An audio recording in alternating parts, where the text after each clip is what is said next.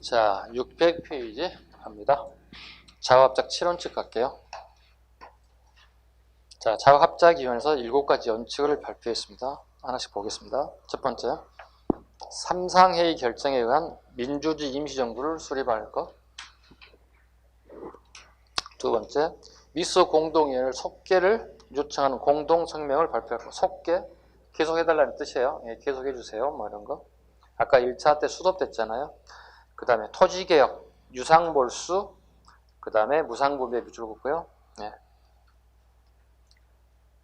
그 체감배상이라는 단어도 들어있죠. 네, 체감배상은 무슨 말이냐면 토지 소유주, 즉 지주 있죠.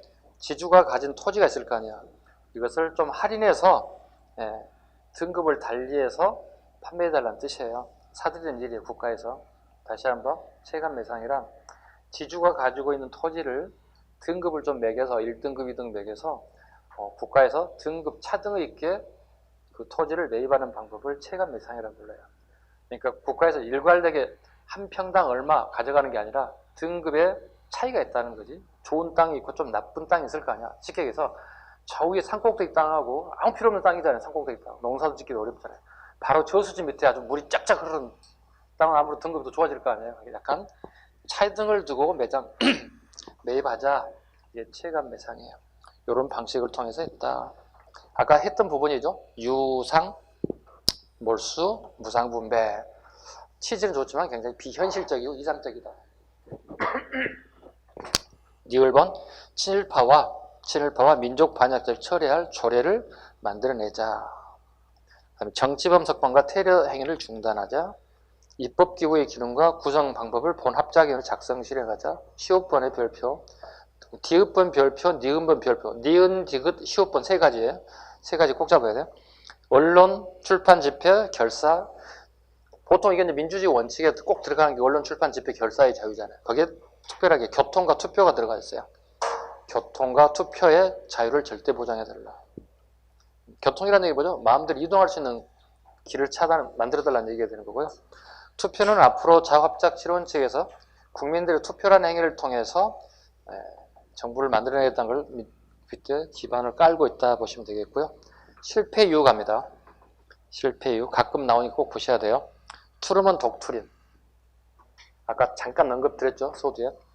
그리스와 터키에서 공산활동을 저지했다. 즉 민주정부를 만들 수 있게끔 틀을 만들었다. 즉 독트린이란 말은 대통령이나 그 나라의 수상이 최고 책임자가 정치적 행위, 즉 정치적 발언을 갖다가 우리는 독트린이라 불러요. 트루먼 독트린이고 트루먼 대통령이 정치적 얘기를 했다는 얘기가 되는 거예요. 쉽게 얘기해서. 즉 그리스와 터키에 민주정부를 수립한 걸 나는 찬성하겠노라. 이런 의미를 가지고 있습니다.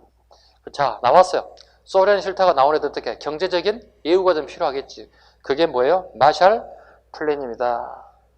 대유럽 경제 지원 정책이 펼쳐졌습니다. 그 다음에 디귿번. 동서냉전에 따른 미국의 외교 정책에 변화가 왔습니다. 자, 소련과 강력하게 대결을 하기 시작하죠. 왜? 소련 연방의 협조를 받고 나라를 운영했던 두 개 나라, 그리스와 터키가 떨어져 나왔잖아요. 그럼 당연히 소련 입장에서 미국을 견제할 수밖에 없겠죠. 아무리 좋았던 관계가 사이가 멀어지겠죠. 왜?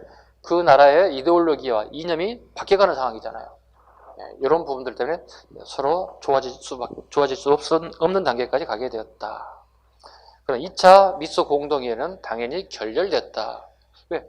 미국과 소련이 냉전 체제로 갔게 되면 당연히 결렬될 수밖에 없는 수순을 밟을 수밖에 없다. 이게 국외 실패 원인이다. 국내 실패 원인, 이승만 단독정부, 외교활동, 도움입니다. 미국에 건너가서 이승만이 단독정부를 수립하겠다고 하는 이 내용 때문에 실패할 수밖에 없었다는 겁니다. 두 번째, 그 주인공, 자유합작위원회의 주인공이었던 몽양 여운형이 47년 7월 암살당하게 됩니다. 핵심 인사들이 다 빠져나갔죠. 이승만도 이상한 형태를 취하고 있고 여운형은 암살을 당했고 그럼 결과적으로 자유합작위원회는 주인공이 사라져버렸어. 주인공이 사라져버렸거든요. 결과적으로 자유합작 7원칙은 실패할 수밖에 없었다. 됐죠. 그 다음 오른쪽에 트루먼 독트린과 마샬 플랜은 여러분들 한번 읽어보세요. 선생님이 얘기했던 내용들이 거기에 쭉 전개가 되어 있으니까요. 그 다음에 남조선 가도정부, 미군정하에 남조선 가도정부를 만들었습니다. 자, 미군정은 미국인 군정장관 밑에 안재홍을 민정장관, 안재홍 밑줄, 김용무를 대법원장 임명하여 남조선 가도정부를 발족시켰습니다. 자, 정부가 만들어졌다면 어떻게? 입법기관이 만들어져야 할 거 아니야, 그죠? 법을 만들, 그죠? 다시 남조선 가도 입법원이 만들어졌습니다. 총 제적인은 90명의 밑줄. 그 다음에 그중 절반은 관선의원입니다. 관선의 45명은 하지 중장이, 군사령관이던 하지 중장이 임명하게 되어 있고, 그 다음에 민선원 45명은 밑에 45명은 이승만 계와 한민당, 김성수와 송진우 계열들이 대부분 당선되어 결과적으로 90명이 채워졌지만 아무래도 민선원 45명에 관련되는 부정부패에 대한 연루 의혹이 나오게 되면서 이건 서로 문제가 발생할 수 없는 입법원으로 구성되었다. 됐죠? 그러다 보니 어떻게 입법 활동을 할 수가 없고 그냥 그저 미국 군정의 자문기구 정도로밖에 전락될 수밖에 없는 상황이었다. 됐죠? 45명 잡으셔야 돼요.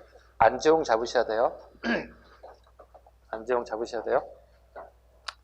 자, 안재홍까지 남조선 가도정부 정도까지만 하셔도 돼요. 큰 문제는 없습니다. 자, 그 다음에 이제 대한민국 정부 수립을 하겠습니다. 603쪽.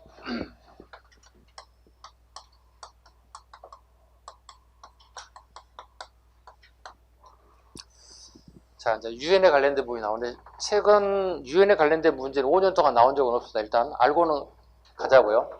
최근 5년 동안 유엔에 관련된 부분은 출제된 적이 없습니다. 어떤 문제도 출제된 적이 없습니다. 네. 자, 보겠습니다. 대한민국 정부 수립에 관련된 부분 하나씩 보겠습니다. 배경 첫 번째, 유엔의 한반도 문제가 상정되었다. 47년에. 그리고 유엔 한국 임시위원단 감시 아래 총선거 실시가 결정되었다. 거기 유엔 임시위원단에 밑줄 그으시면 됩니다. 그 다음에 총선거가 일단 유엔 총회에서 결정됐다. 내용은요, 총회가 선거가 가능한 지역에서만 우선 우리 선거를 실시하자 이렇게 결정했다고요. 자, 다시 정리할게요.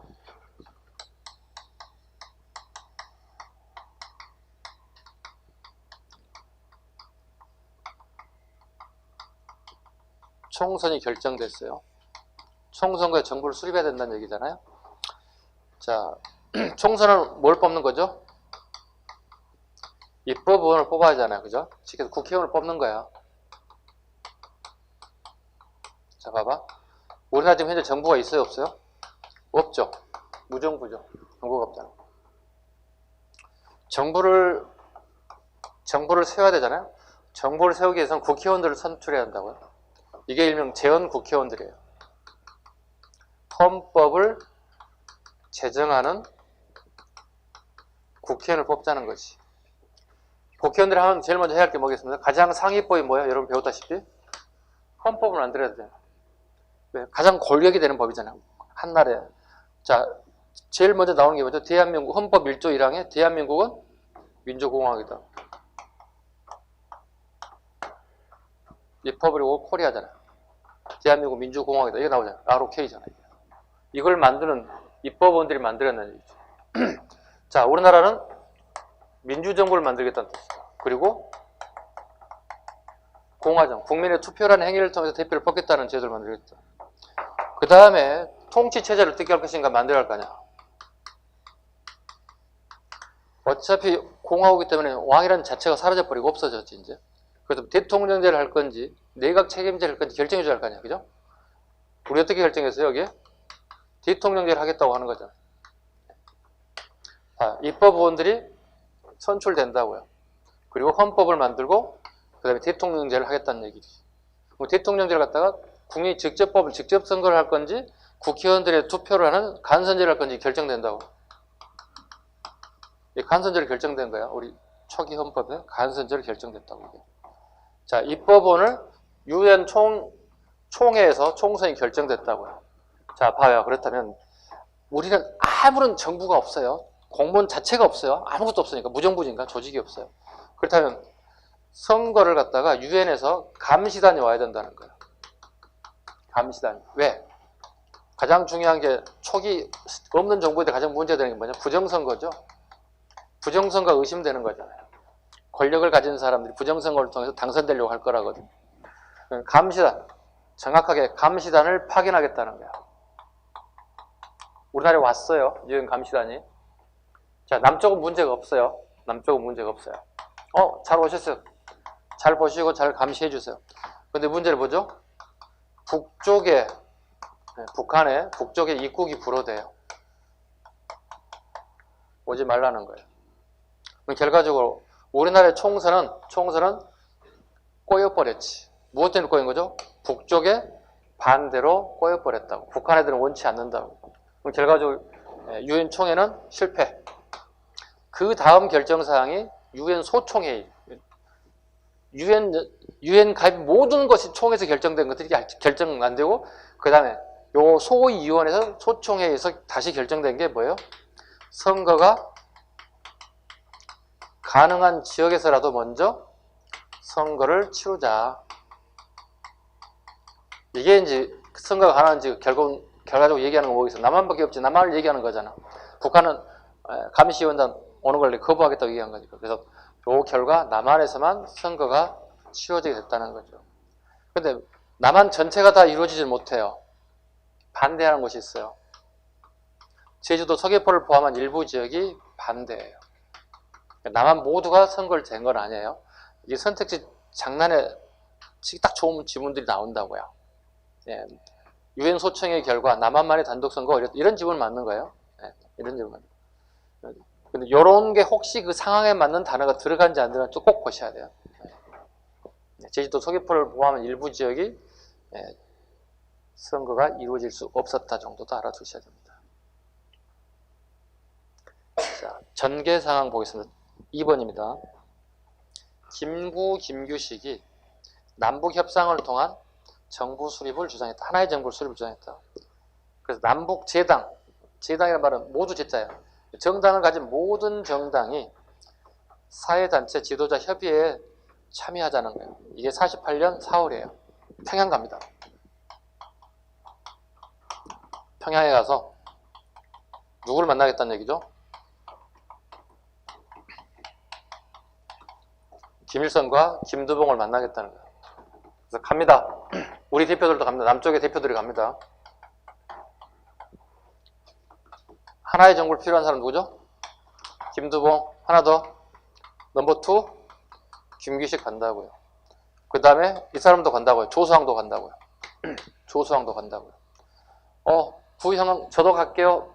나는 누구 때문에 도저히 고문 밖으로 못 살겠어요. 고문경찰관 누구죠? 응?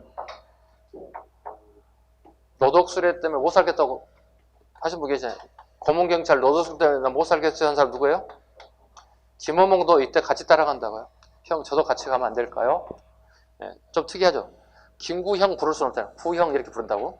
구형 저도 가면 안 될까요? 가요 같이 동지 이렇게 김동지 갑시다 이렇게 되겠죠. 끝나고 난 다음에 어떻게 하죠? 저는 못 가겠어요. 남쪽으로 이렇게. 왜요? 노독수리 너무 무서워요. 맨날 잡아 두들겨 패요. 고문해요. 못 간다고요. 이게 우리 그 당시 김원모 같은 지식인들의 월북은 굉장히 우리나라에 큰 상처를 주죠. 이와 같은 독립운동 지식인들이 남쪽에서 그대로 정치를 했다면 좀 사상 정향을 하면 괜찮았을 것 같아요. 중도 좌파였기 때문에 가능성이 있다고 보는데 이 자식 때문에 월북해버렸어요. 일명 이걸 우리 뭐라고 보냐면 사김회의라고도 불러요. 대표적인 사람들이 만났어요. 성공했어요? 실패했어요? 실패했습니다. 대신에 역으로 북한 김일성에게 역이용당하고 말았어요. 결과적으로 실패했습니다. 가서 조건이 뭐였습니까? 사김이 만나서 요건이 몇 가지가 있죠? 그 밑에 나올 거예요. 이제 하나씩 보관해서 하겠습니다. 자, 보겠습니다. 자, 사김회의 한번 보겠습니다. 박스입니다. 남북협상 시 김규식, 김일성, 김두봉 사자회담이 이루어졌다. 남한에 대한 북한의 송전 지속, 전기 끊지 말라는 얘기야. 전기 보내는 거 끊지 말라. 연백 수리조합 개방, 수리조합. 그러니까 커다란 저수지가 있는데 이걸 문을 열어달라는 얘기, 수문을 갖다가 숨을 잠그지 말라는 얘기. 남쪽에 내려오는 물이 다 잠긴다는 거예요. 그 다음에 조만식 밑줄가 되겠죠. 조만식은 민족주의자 지도자인데 지금 현재 색깔 맞지 않는 북한에 있다는 얘기죠. 이분 데리고 가겠다고 요구한다고요. 자, 조만식엔 원란 문제도 약속되었으나 그러나 의미 있는 정치적 합의는 결정은 없었고 조만식도 데려오지 못했습니다. 그 다음에 전기 다 끊기고요. 수도 다 끊겼어요. 약속을 지키지 않습니다. 예나 지금이나 북한에도 약속 안 지키는 건 뭐 다 아는 내용 아니겠어요? 약속 지키지 않습니다. 평가. 북은 인민군을 창설했고 헌법 초안을 발표하는 등 독자적인 정권 수립을 위한 준비를 마쳤다. 북한이 김일성에 이용됐다는 오타가 아니라 부정적인, 부종이 아니라 부정적인 평가를 받기도 하였습니다. 결과적으로 실패했습니다. 사기매이나. 자, 총선에 이제 반대하는 움직임 볼게요. 네. 자, 제주 4.3 사건, 여수순천 발효 사건이죠. 자, 4.3하고 10, 그 사이 이렇게 주면 돼, 이렇게. 이게 50 총선거예요. 요 사이에. 그러니까 앞에, 뒤에 이 선후관계를 끊임없이 물어본다고. 50 총선거. 글자 이렇게 외우세요. 그냥 50 총선거. 48년 5월 10일 총선거, 50 총선거 이렇게 외우시면 돼요. 자, 아까 방금 얘기했죠. 제주도 일부 지역에서 남한만의 단독 선거를 반대했다. 이거 일명 뭐라 불러요? 제주 4.3 사건이라고 부른다고요. 네, 일부 반대하는 인사들과 물론 일본 그 자익들이 일본 포함되어 있지만 제주도민 전체가 사회주의자라고 볼 수는 없어요. 근데 이게 이제 4.3 사건이라는 얘기 결과적으로 반대하는 사람을 전부 다 자익으로 몰아서 전부 총뿌리를 겨내줬다는 거예요. 이게 4.3 사건이에요. 상당수의 제주도민들이 희생을 당한 사건. 요즘에 이제 사건이라 하지 않죠. 네, 이게 회복됐습니다. 4.3 사건이 이제 민주화 운동으로 회복이 됐습니다. 노무현 정부 때 회복이 돼갖고요. 피해가 얼마나 컸냐면 제주도민 중에 세 집당 한 명꼴로 피해자가 생겼다는 거예요. 그렇다면 진짜 자익이라고 생각한다면 어린아이 죽이면 안 되잖아. 이제 젖먹이들 엄마 손 따라오거나 등에 메고 온 애들이 그냥 같이 죽여서 생매장에 당하는 이런 최악의 상황. 네, 이게 제주 4.3 사건이라고 합니다. 선거 전에 총선 전에 터진 사건, 4.3 사건. 내용까지 물어보지는 않을 겁니다. 선후관계 주로 물어볼 거예요. 자, 그리고 난 다음에 그 다음에 50 총선거 보겠습니다. 50 총선거 결과 보세요. 자, 독촉이 누구라고 그랬지 아까? 이승만. 그 다음에 한민당, 한국민주당이에요. 누구예요? 앞에 봐야 돼. 이해 가는가요? 김성수, 송진우, 그 다음에 무소속. 얘들이 주로 당선됐다고요. 주로 대거 당선됐다고요. 누가 참여하지 않았죠 아까? 김구 같은 독립운동 했던 사람들 있죠. 한국 독립당 애들 있죠. 일명 한독당이라고 그러는데요. 한국 독립당 애들은 불참했다고요. 그 다음에 한독당뿐만 아니라 한독당에 가입되어 있지 않았지만 독립운동했던 민족 지도자들이 거의 대부분 불참하게 됐다고요. 이네들만의 잔치가 이루어진 거야. 독촉, 한민당, 무소속으로.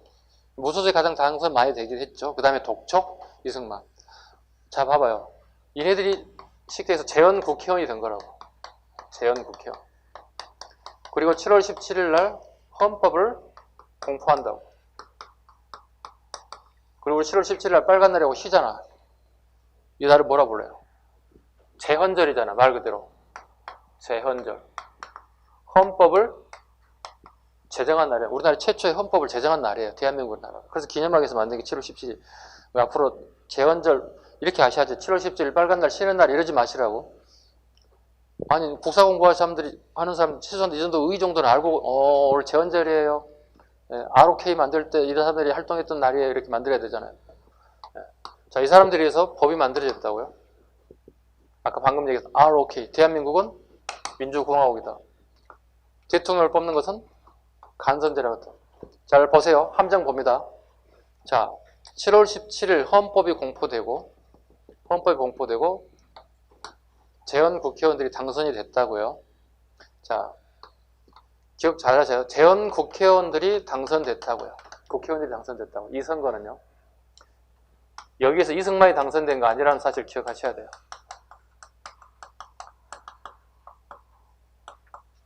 이런 질문 무조건 틀린 질문이 되는 거예요. 네, 재헌 국회에서 이승만이 대통령 당선되었다 틀린 거라고. 재헌 국회의원은 임기가 2년짜리예요. 2년이라는 얘기 뭐죠? 보통 우리가 통상 국회의원 임기가 한 4년이거든요. 2년짜리라는 얘기 뭐죠? 이거 만드는 데만 쓰라는 얘기잖아. 헌법 만드는 데만 2년 쓰라는 얘기예요. 얘들이 당선되고, 그죠? 재헌국에 당선되고, 그 다음에 만든 헌법을 만들고, ROK를 만들었고, 그 다음 뭘 만들었겠어요? 우리나라를 대통령제로 하겠다고 나온다고요. 이게 헌법이 나온다고요. 우리나라 대통령제를 하겠다. 직선제 하겠습니까? 간선제 하겠습니까? 물어봤어요. 뭐 하겠다고요? 간선제라고. 그러면 얘네들이 하겠다는 얘기예요. 재헌국회 내 국회의원들이 그 수에서 뽑겠다는 거예요. 자, 봐요. 그럼 여기 가장 대표하는 사람이 누가 있어요? 김성수가 대표예요? 송진호가 대표예요? 이승만이 대표예요? 그게 무소속. 이 사람들이 대표할 수는 없잖아요. 그나마 제일 이름 있는 사람 누구예요? 그래, 이승만이 여기서 대통령으로 선출되는 거예요. 이승만이 선출돼요. 그래서 이승만이 한민당 끌어들이고 무소속을 끌어들여서 그래서 이승만의 여당이 드디어 만들어진다. 이승만이 만듭니다. 자, 이승만이 당선됐어요. 근데 아까 반대했던 애들이 아까 제주도 사건 터졌죠. 그죠? 아직 잔존에 있다고 생각하는 거 반대하는 세력. 즉 정부 입장에서는 자익이 아직도 제주도에서 활동하고 있다고 보는 거예요. 그래서 제주도 지역과 가장 가까운 여수 순천 지역에 주둔하고 있던 우리 군인들이 있다고요. 이 군인들 일부를 차출해가지고 제주도에 파병하겠다는 거예요. 즉, 그 잔존했던 그 자익들을 갖다가 소탕하겠다는 명분으로 여수 순천 군인들을 차출해요. 근데 웬걸? 하필 여기는 진짜 오리지널 빨갱이들이 차출된 거예요. 상당수가. 사회주의자들이 차출된 거예요. 그런데 제주도에 보내서 자익들을 갖다가 소탕하는 작전에 투입하겠다는 거지. 근데 얘네들이 같은 이데올리를 가진 애들이 제주도에 자익을 소탕하겠다는 명분에 일치할 수가 없지. 같은 색깔 애들을 죽일 수는 없잖아. 그래서 얘들이 거부하게 돼. 그래서 여수 순천 이걸 반란 사건이라 불러. 여수 순천 반란 사건이라 불러요. 군인들이 반란을 일으켰어요. 그 결과 여수 지역과 순천 지역과 오늘날의 광양시 지역을 얘들이 전부 다 강공서를 다 점령해 버려요. 오늘날 지금 전라도 지역의 동부권이 완전히 얘들에게 넘어갔어요. 그럼 정부는 어떻게 해야 돼? 그대로 놔둘 수 없잖아요. 행정이 완전히 마비됐잖아요. 그죠? 우리 생각해봐. 독도 이만한 땅 하나 가지고도 일본과 우리 싸우잖아. 근데 자익이라고 하는 판명된 애들한테 이 엄청난 큰 땅들을 그냥 줄 수는 없잖아요. 강군이 어떻게 해도 소탕작전이 파견된다고요. 소탕작전에 얘들이 중앙군들이 다시 투입돼서 소탕하기 시작한다고요. 아무래도 얘들이 열세죠. 아무래도 그죠? 이길 수가 없죠. 네. 소탕하게 됩니다. 그 일부는요. 광양에 가면 백운산이라는 데 있어요. 백운산. 백운산을 기점으로 지리산까지 쭉 연결되는 산들이 이쪽으로 얘들 어떻게 해요? 스며든다고요. 스며든다고. 여기서 뭐 합니까 이제? 게릴라전을 펼치게 되는 거죠. 산속 깊은 곳으로 들어가는 거죠. 네, 일종의 얘들 우리 뭐라 부르죠? 빨치산이라 부르죠. 빨치산이라 부르죠. 쟤들이 생각이 뭐죠? 북한 애들이 정부를 수립하고 군사력을 증강시켜서 남쪽에 내려왔을 때 우리는 그때를 맞춰서 남쪽에 기지를 완성해 놓고 그들이 와주기를 기다리겠다. 일종의 그런 역할을 하겠다. 일종의 뭐라고 할까요? 지들이 어떤 그 사회주의 건설을 하는데 밑바탕이 되겠다는 생각을 가졌던 거예요. 이게 빨치산들이. 빨치산은 지금도 빨치산은 단어를 쓰죠. 이건 이제 프랑스 말인 파르티잔에 유래됐다고 그러게요. 파르티잔에서 유래됐다 이런 용어를 쓰긴 한데 이게 이 시기에 이제 우리가 익숙하지 않은 단어들이다 보니까 즉 에리어가 익숙하지 않다 보니까 파르티잔 이렇게 되는 거예요. 가죠. 파르티잔 되잖아요. 빨치산까지 오잖아요. 네. 이런 유래의 어떤 단어들이라 보시면 되겠습니다. 예수 순천 반란사까지 순서 구분할 수 있겠죠. 4.3 사건, 50 총선거, 그 다음에 방금 얘기했던 여수순천 반란사까지. 꼭 중간에 50총선거를 넣어주시라는 것. 됐죠? 다음 페이지. 그 다음에 49년 6월 이승만 정부의 가장 최대의 실수 중에 하나가 국민보도연맹 사건입니다. 시험에 잘 나오진 않습니다. 9급에는 거의 나오지 않습니다. 7급 하는 분들만 꼭 보시기 바랍니다. 이승만 정부 최고 실정 중에 하나가 국민보도연맹 사건입니다. 사회주의자들이 민주주의자로 전향해 결성한 반공단체이다. 그러나 6.25 전쟁이 발발하자 정부와 경찰을 후퇴하는 과정에서 이들을 집단 학살한 사건이 있습니다. 그러니까 사상 전향했던 많은 사람들이 있어요. 이게 거의 대부분 이 사람들을 다 죽여버렸다는 거야. 이게 국민보도연맹 사건이다 보시면 되겠습니다. 그 다음에 이승만 정부가 제일 먼저 했던 게 뭔가 보겠습니다. 친일했던 애들 제일 먼저 잡아드리겠다는 거. 이게 반민족행위 처벌법. 일명 같은 말로 반민특위법이라고 불러요. 반민특위법. 특위법을 만들었습니다. 그리고 사무실은 국회 내에다가 설치했습니다. 네. 뭐 행정부가 아닙니다. 가끔 지문에 뭐 행정부에 설치하였는데 국회 내에 설치했다는 사실. 목적 하나씩 보도록하겠습니다. 제헌국회 친일파를 제거한 목적이죠. 뭐 다른 것도 있겠습니까? 친일파 제거 목적이고요. 내용. 일제시대에 친일했던 사람을 처벌하고 공민권을 제한했던 공민권 미추거든요. 공민권.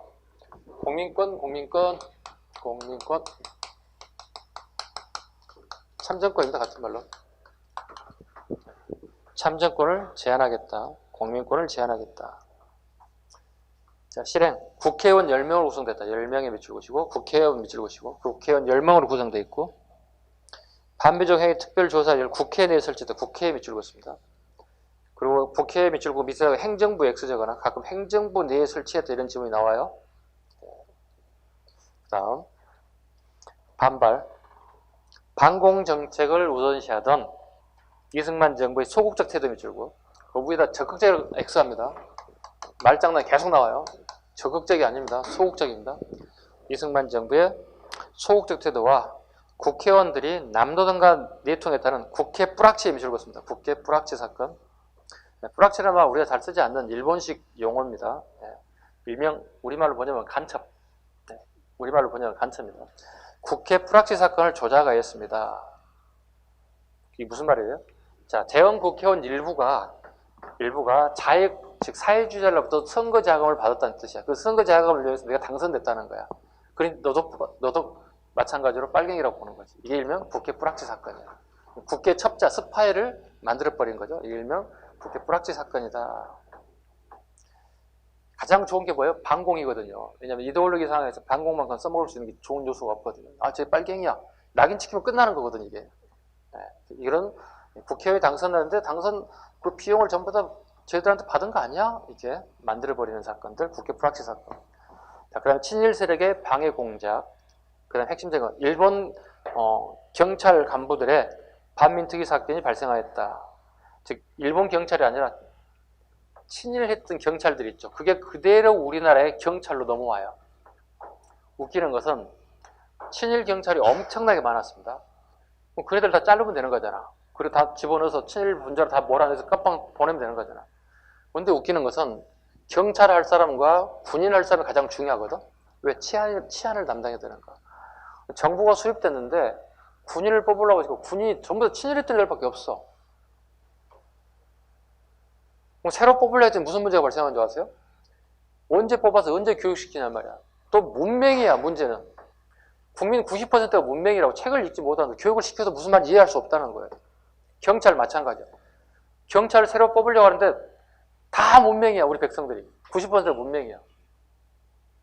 그러다 보니 어떻게 해? 이승만이 그걸 합리화시켜서 어떻게 해? 일제시대에 썼던 경찰, 군인들 그대로 우리나라의 육군과 경찰 조직 그대로 흡수됐단 말이에요. 이게 이제 노덕술 같은 애들이 등장하게 된 케이스들이 그런 거예요. 노덕술 케이스가 우리 그 영화 암살 보시면 이정재가 노덕술과 여러 가지를 섞어놓은 인물이에요. 대표적인. 혹시 암살 보신 분? 안 보신 분? 대한민국 사람이 아니지, 이 사람들은. 우리 의열당 공부했잖아요. 그죠? 그 다음에 독립운동사 배웠잖아요. 이 앞전 시간에. 그거 보고 난 다음에 암사를 다운받아서 보시잖아요. 되게 재밌어요. 의열단 애들이 막 왜 사진을 찍는가 다 이해가요, 이제. 의열단 왜 사진 찍는다고 그랬어요? 오늘이 나의 마지막 날이 될 수 있다고. 그래서 최고 좋은 옷, 최고 좋은 음식, 최고 좋은 술, 최고 좋은 나의 모습을 사진으로 막 남기는 거야. 그게 의열단들의 모습들이에요. 그게 이제 거기 주인공으로 나왔던 이정재가 주인공이라 진비 없잖아요. 그죠? 이정재가 이제 거기서 이제 마지막에 하는 법원에 가가지고 떳떳하게 막 본인 얘기하고 보세요. 그게 노독술 이렇게 살짝 뭐라고 해요? 살짝 비쳤다고 그럴까요? 여러 가지 인물이 이렇게 혼합되긴 했지만 그걸 보면서 아, 저 새끼가 노독술이란 말이 방송 나거든요. 이렇게 얘기하면서 보면 재밌다고요. 재밌다고요. 아, 이게 암살이구나. 그래서 재밌는구나. 네, 혹시 이 방송을 보고 계신 분들 같은 경우도 독립운동사를 들으셨다면 암살의 영역을 한번 보시면 훨씬 더 실감나고 재밌게 볼 수 있다. 감상 포인트. 감상 포인트. 제작자하고 저 아무런 관계도 없습니다. 참고로. 자, 친일파 청산 정리하는 거 보겠습니다. 배경 보겠습니다. 미 군정의 친일파를 등용하게 됐다. 웃기는 거 아니에요? 미 군정이 친일파를 등용했어요. 왜요? 인재가 없다고 핑계를 대요. 사람이 없었다는 얘기를 하고 있어요. 민족 정기와 사회 정의 확립이 필요했다. 과정 가겠습니다. 반민족 해체법으로 48년 9월 연도에 외워야 돼요. 우리가 1948년 8월 15일 날 정부가 수립된다고 정확하게 한 달 만에 제일 먼저 해야 할 일이 뭐예요? 친일애들을 잡아들이는 거예요. 반민특위자를 잡아들이는 거예요. 그리고 반민족 행위자 명부를 인원을 다 작성하는 거고 친일파를 제일 먼저 체포합니다. 제일 먼저 누군가요?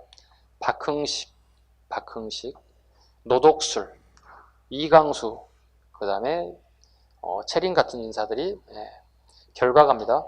이승만 정부의 비협조 밑으로 있습니다. 비협조, 뿌락지 사건, 그죠?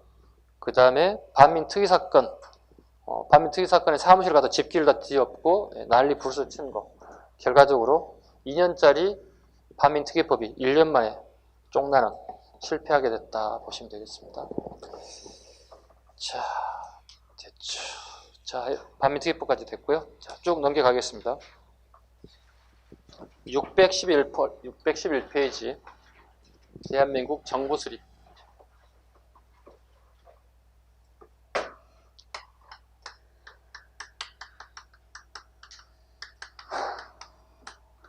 대한민국의 정부 수립 보겠습니다. 자, 첫 번째 50총선거, 48년 50총선거가 이루어졌습니다. 결과는요, 가장 많은 인원을 당선시킨 당은 무소속입니다. 참고로 무소속이 85석. 무소속이 85석이 당선됐다. 그 다음에 독촉이 몇 석? 55석. 독촉이 55석이 당선됐고요. 그 다음에 한민당 김성수, 송진우 29석. 총선 결과 무소속이 가장 많이 당선되고 그 다음에 독촉, 그 다음에 한민당 순서대로 많이 당선됐습니다. 순서 잡아야 돼. 선후관계 이렇게 잡아드린 이유가 있어. 말장난에 넘어가시면 안 된다고요. 가장 많은 당선된 자는 무소속입니다. 독촉이 아니고요.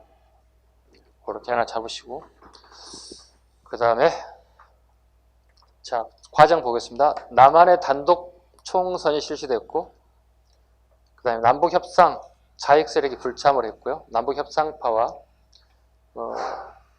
남북협상파를 하나 넣으면 좋겠다. 남북협상파와 자익 세력이 불참했다. 김구 선생 같은 사람들이 불참했다.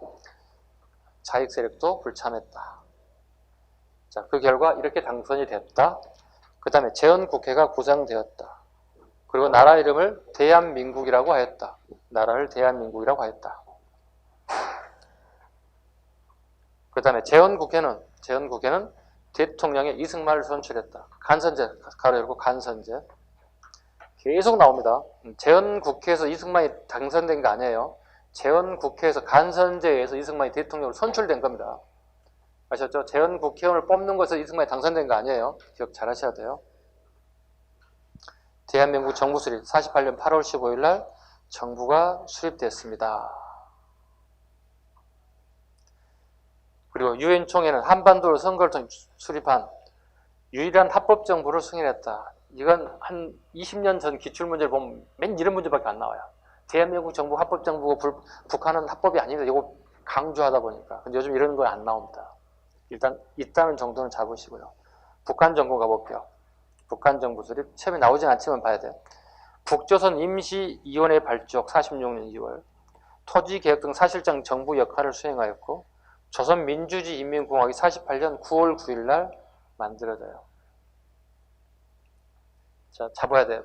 우리나라 정부하고 반대로 얘기할 수 있어요. 우리나라는 8월 10일.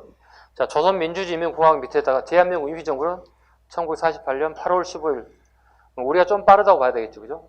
한 4일 정도 빠르죠. 한 달은 채 안 되지만. 대신에 위에 토지개혁 봐봐요. 토지개혁은 우리가 빨라요? 걔네들이 빨라요? 북한이 빨라요. 북쪽은 46년이에요. 토지개혁은 북한이 46년, 그 다음에 우리가 40, 몇 년? 48년. 선거되고 난 다음에 49년에 만들었겠죠. 봐요. 북한은 토지개혁이라고요. 이게 46년이라고요. 우리나라는 토지가 아니라 농지라고요. 뭐가 제외됐죠? 예, 살림은 제외된다고요. 농사지을 땅만 필요하다고. 이건 1949년에 만들어서 1950년에 시행한다고요. 좀 복잡해. 시행됐네 1950년 6.25 전쟁이 터진다고요. 수독된다고요. 중단된다고요. 그리고 1953년에 휴전이 되죠. 나라가. 그리고 나서 다시 재개가 된다고. 그래서 1958년까지 해서 우리나라가 이루어진다고. 이게 남한의 농지개혁권. 되게 복잡하죠. 북한처럼 심플하게 연도 하나만 딱 암기하면 참 좋겠는데 우리 남한이 좀 복잡해.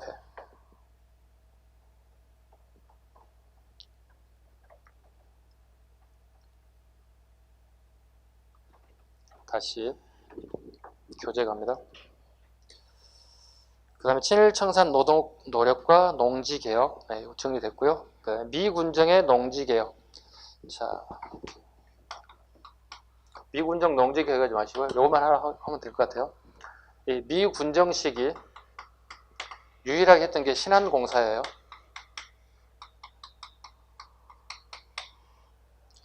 이게 시험에 나오면 이거예요.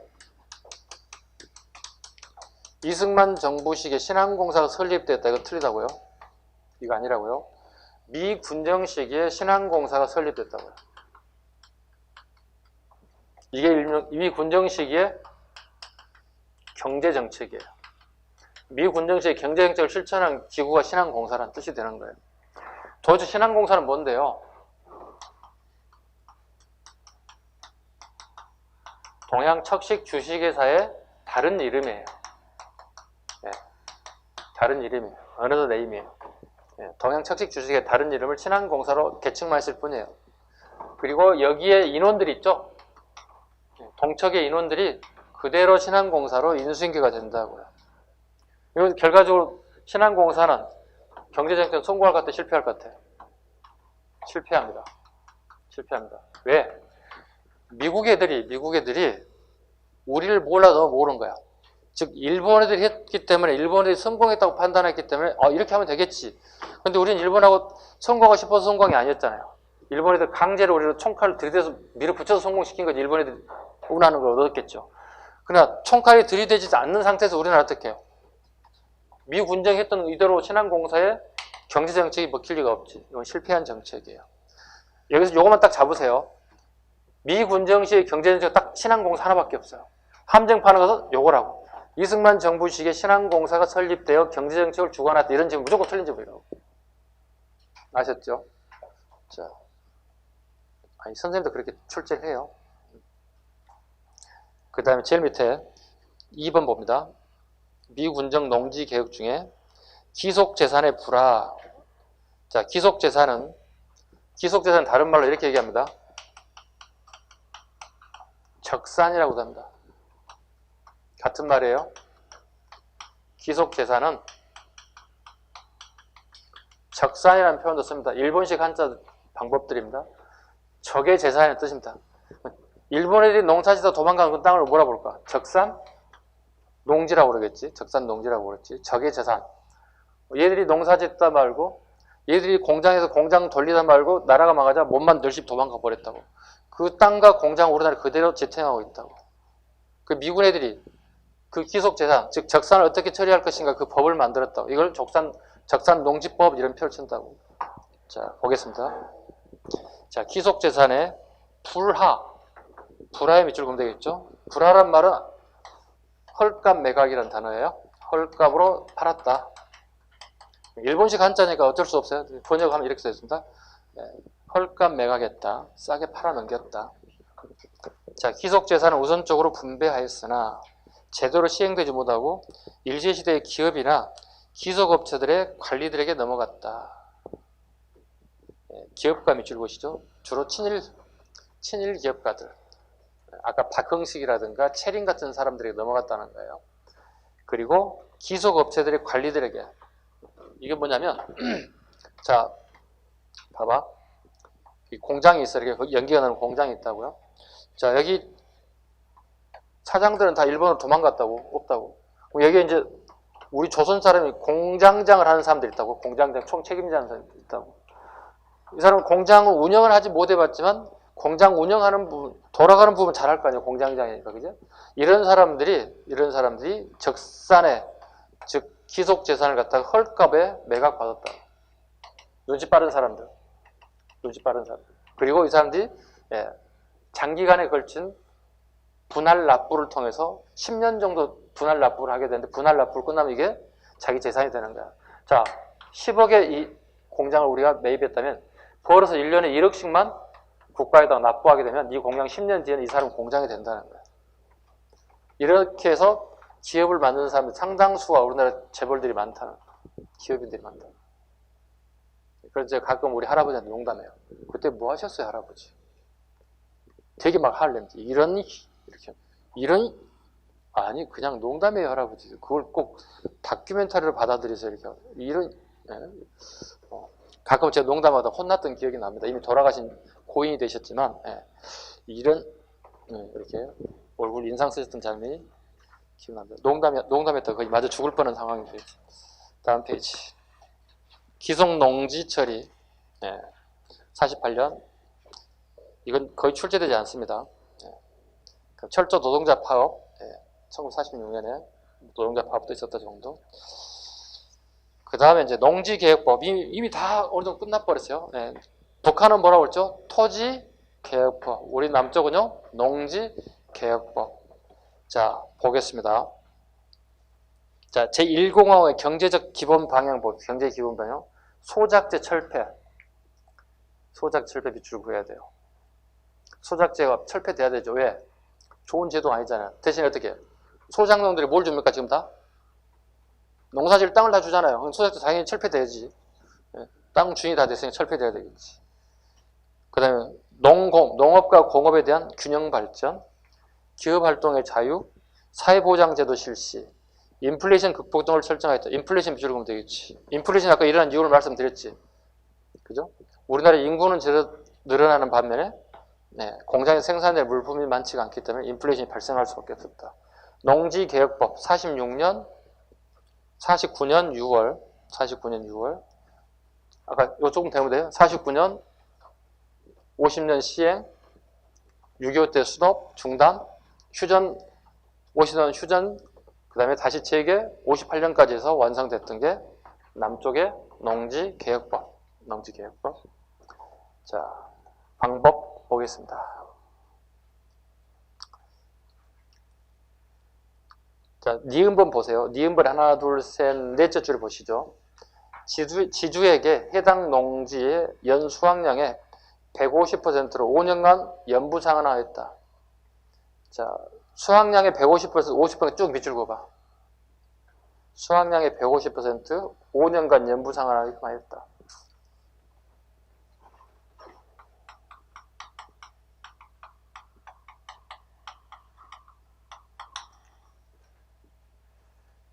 자, 봐보세요. 그럼 우리나라 농민들이 땅을 불화받았죠. 헐값에 매각 받았죠. 3정복씩 받았죠. 자, 그럼 비싸게 받은 거예요? 우리가 싸게 받은 거예요? 농민 입장에서. 싸게 받았어? 비싸다고 생각하는 사람 있어? 자, 우리 퍼센트를 계산할 때 100분율이 가장 높은 퍼센트가 되는 거죠.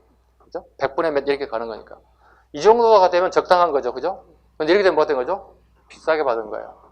국가가 비싸게 팔아먹었다는 뜻이에요. 150%라는 얘기 비싸게 팔았다는 얘기. 자, 5년간 연부 상환이에요.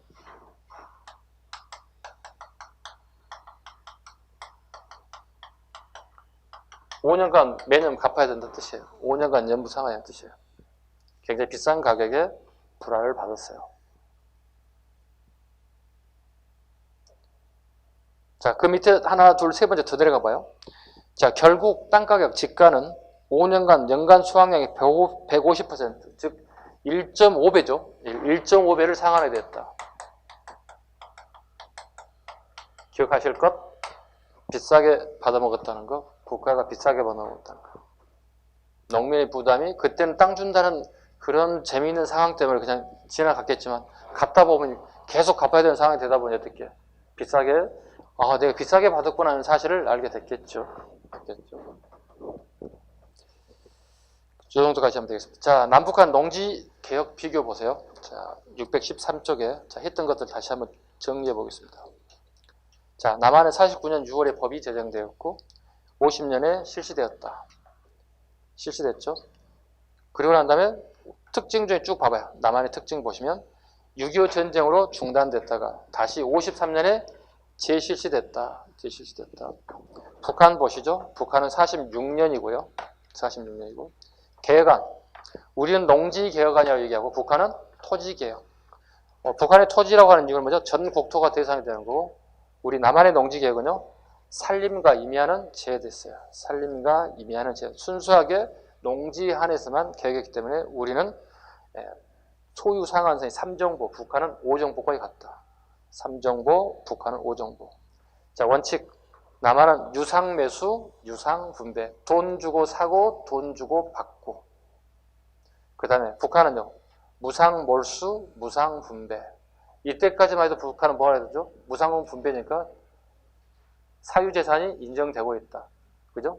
그런 6.25 전쟁 이후에 집단 농장제가 만들어지면서 사유재산 제도가 사라졌다. 됐죠?